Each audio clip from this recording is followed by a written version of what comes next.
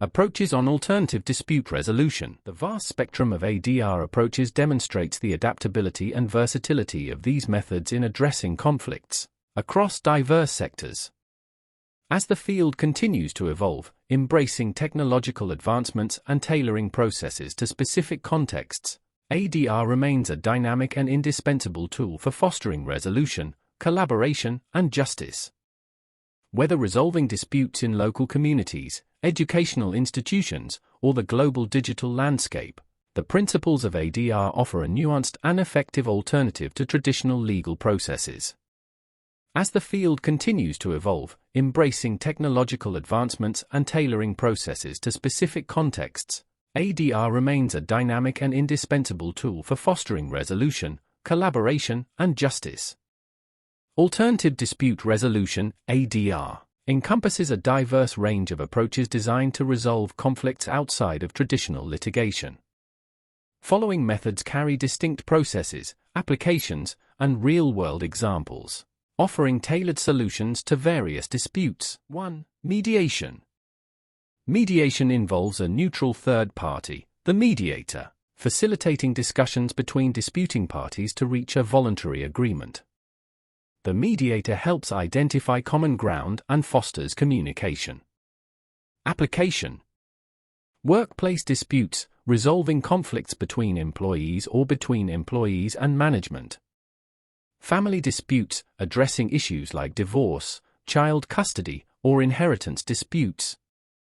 Contractual disagreements, facilitating negotiations between parties in a contractual dispute. Example. In workplace mediation, an employee and their supervisor may engage in structured dialogue with a mediator to resolve issues related to communication or performance. Arbitration. Arbitration employs an impartial third party, the arbitrator, who makes a binding or non-binding decision after reviewing evidence and arguments from both parties. It is a more formal process than mediation. Application. Commercial disputes, resolving disagreements between businesses over contracts or transactions. Labor disputes, settling conflicts between employers and employees. Consumer disputes, addressing issues like faulty products or services. Example. In a commercial arbitration, two companies might agree to have an arbitrator decide on compensation for breach of contract, providing a faster resolution than a court trial. 3. Negotiation. Negotiation involves direct communication between parties to reach a mutually acceptable agreement. It can be facilitated or unassisted, and the outcome is determined solely by the parties involved. Application. Business transactions, negotiating terms and conditions of a business deal. International diplomacy, resolving conflicts between nations through diplomatic negotiations. Individual disputes, settling personal conflicts without formal proceedings. Example. In business negotiations, two companies may engage in discussions to agree on the terms of a partnership, considering each party's interests. 4. Conciliation. Conciliation is a process where a neutral third party, the conciliator, assists parties in reaching an agreement. The conciliator may suggest solutions but does not make binding decisions. Application. Community conflicts, resolving disputes within a community to maintain harmony. Employment disputes, addressing issues between employers and employees. Consumer complaints, assisting in resolving complaints between consumers and businesses. Example. In a community conciliation, neighbors in disagreement over property boundaries might engage a conciliator to find a resolution that aligns with community norms. Collaborative law. Collaborative law involves structured negotiations where each party has legal representation. The focus is on cooperation, and professionals like lawyers and financial experts may be involved. Application. Family law, settling divorce, child custody, and spousal support issues collaboratively. Business disputes, resolving conflicts between business partners without going to court. Estate planning conflicts, addressing disagreements over inheritance or wills. Example. In collaborative divorce, spouses and their attorneys work together to find mutually agreeable solutions, prioritizing the well-being of the family. 6. Online dispute resolution, ODR. ODR leverages technology to facilitate the resolution of disputes through online platforms. It includes various ADR methods conducted virtually. Application: e-commerce disputes, resolving issues arising from online purchases. Cross-border disputes, addressing conflicts between parties from different countries. Digital services disputes, settling disagreements related to online services. Example: in an online dispute over a purchased product, parties may utilize an ODR platform to engage in virtual mediation, avoiding the need for physical presence. 7. Restorative justice. Restorative justice aims to repair harm caused by an offense by involving victims, offenders, and the community. It emphasizes dialogue, accountability, and restitution.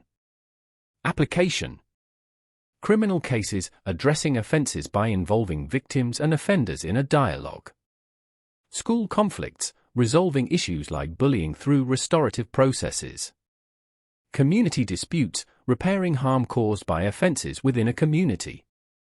Example: in a restorative justice process, a juvenile offender, the victim, and community members may engage in facilitated dialogue to address the impact of the offense and work towards restitution. 8. Mini-trials.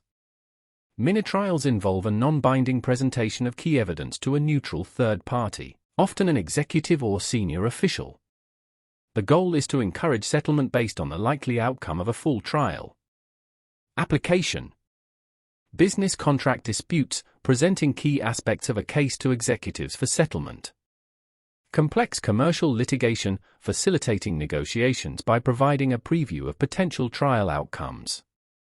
Intellectual property disagreements, resolving disputes over patents, copyrights, or trademarks.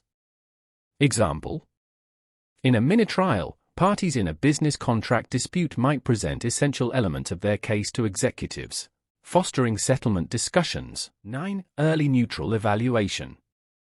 Early neutral evaluation, ENE, involves a neutral third party assessing the merits of a case early in the dispute resolution process. The evaluation provides parties with an unbiased perspective on the likely outcome if the case proceeds to trial. Application: personal injury claims, evaluating the strengths and weaknesses of a personal injury case. Employment disputes, assessing the merits of claims related to workplace issues. Construction litigation, providing an early assessment of construction-related disputes. Example: in an employment dispute, an early neutral evaluator, often an experienced employment lawyer, may provide an initial assessment of the strengths and weaknesses of each party's case, facilitating informed decision-making. 10. Peer review. Peer review involves a panel of professionals with expertise in the subject matter of the dispute evaluating the case, and providing a non-binding opinion. This approach is common in professional settings. Application: medical malpractice disputes, obtaining expert opinions on medical issues in dispute. Scientific research controversies, resolving disagreements over research findings. Ethical violations in professional fields, addressing issues related to professional conduct.